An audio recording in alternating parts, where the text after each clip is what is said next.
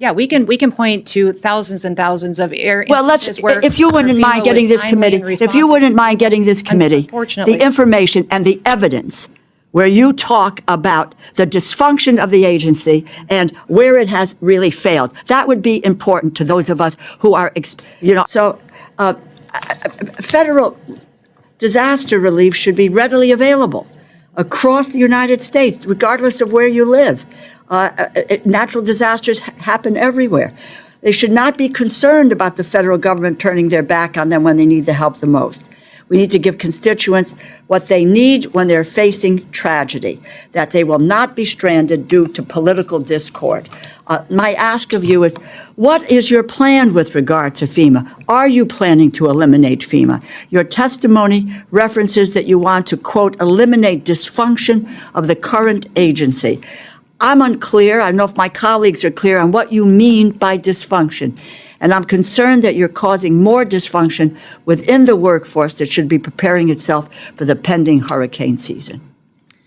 Well, thank you for your question and the discussion on this topic today. President Trump has been very clear since the beginning that he believes that FEMA and its response in many, many circumstances has failed the American people, and that FEMA as it exists today should be eliminated and empowering states to respond to disasters with federal government if you'll just, support. with all due respect, where is the evidence of the failure of FEMA? I don't know about everybody else on this. My state, Connecticut, was hit very, very hard with Superstorm Sandy. Every community in some way or another has been hit by that. And the FEMA on the ground, people come in, work with the families, deal with getting the funding out. Where is the evidence of the failure of FEMA? Congresswoman, we still have claims open from Hurricane Katrina. We have fire claims that are still unpaid to people who said they were due them 7 to 8 to 10 years old. They have never been paid by FEMA. So one of the worst things that the federal government can do is to stand up in front of the American public and say, we will be there, we will walk alongside you in the most horrible time of your life, and then never follow through on it. Well, that's what the president has said is he's sick and tired of federal agencies that pick and choose who wins and who loses. He wants to make sure that the federal government's commitment, when it makes a commitment, that it follows through. So he's going to empower states. The federal government is abdicating its commitment to the American people who find themselves. It did themselves. Certainly under Joe Biden's administration. Let me just say this to you. The Office of Professional Responsibility. The Office of Professional, because I knew you were going to go there. As you know, FEMA's Office of Professional Responsibility, under the Biden administration, there was no evidence, no direction or agency or field leadership to discriminate against disaster victims based on political affiliation, which was a charge. I'll follow up with you. Well, and I will follow up. I will follow up, and I follow up with my colleagues, quite frankly, and to really listen to people whose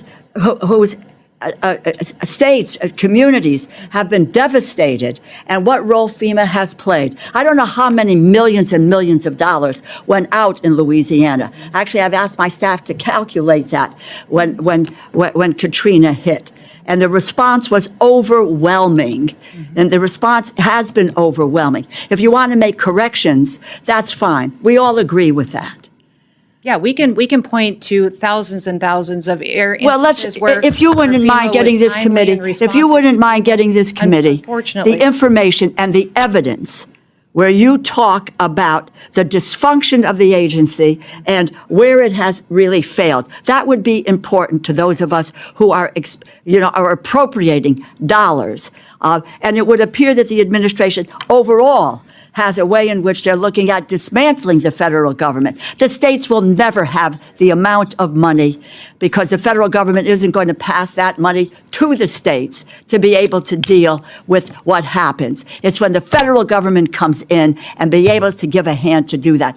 And I think it's very clear from what you said that both yourself and the president really want to dismantle the federal government and the agencies that have provided service to the American people for decades. I thank the chair for your time and yield back. What you just saw wasn't just a tense moment between Representative Rosa DeLauro and Secretary Kristi Noem. It was a collision of two fundamentally different visions of government, one that sees a strong federal role as essential in moments of crisis, and another that argues states should shoulder more responsibility, even in the face of overwhelming disasters. When DeLauro asked that sharp, cutting question, "Where is the evidence?" she was doing more than putting Noem on the spot. She was asking the same thing millions of Americans might be wondering.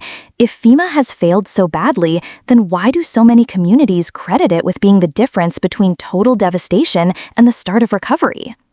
Let's think about what FEMA really represents. It's not just a government agency. It's a promise. The promise that when disaster strikes, the federal government will not leave you alone, that no matter your zip code or state budget, there will be help. That's why FEMA exists. Hurricanes, wildfires, floods, tornadoes, these are not partisan problems, and they're not confined neatly within state borders. A wildfire in California can blanket skies in the Midwest. A hurricane in the Gulf can drive up food prices in the Northeast.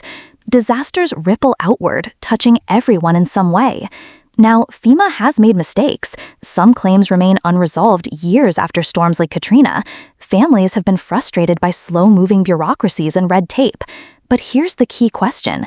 Do these shortcomings justify dismantling the entire system, or do they highlight the urgent need to reform and strengthen FEMA so that it delivers better and faster relief? Kristi Noem leaned on those failures to argue that FEMA has chosen winners and losers. But think about the alternative. If FEMA is stripped away or gutted, states, many of which already operate under strained budgets, would be left to handle billion-dollar catastrophes alone. Imagine Louisiana trying to rebuild after Katrina without massive federal resources, or Puerto Rico navigating Hurricane Maria without FEMA's logistical backbone. Most states simply don't have the financial capacity to respond on that scale. And here's something we often forget. Disaster response isn't just about the immediate aftermath. It's about mitigation, preparation, and resilience. FEMA's BRIC program, which DeLauro mentioned, has been shown to save $6 for every single dollar invested. That's not just good government, that's smart economics. Cutting these programs isn't only risky, it's costly in the long run. We pay more when we fail to prepare. This hearing also raises a much bigger philosophical issue. What is the role of the federal government in protecting its citizens? For decades, the American social contract has said that in moments of national crisis, Washington steps in, because no one state should be left to fend for itself against forces of nature that affect us all. DeLauro's pressing point, "Where is the evidence?" strikes at the heart of this contract. If FEMA is so broken that it deserves to be dismantled, then let's see the proof. If not, then weakening it could mean leaving millions of Americans stranded in their darkest hour. At its core, this debate isn't just about FEMA or budgets, it's about trust. When a family loses their home in a wildfire, when a small town is swallowed by floods, when lives are upended overnight, do they still believe that their government will be there to help them rebuild?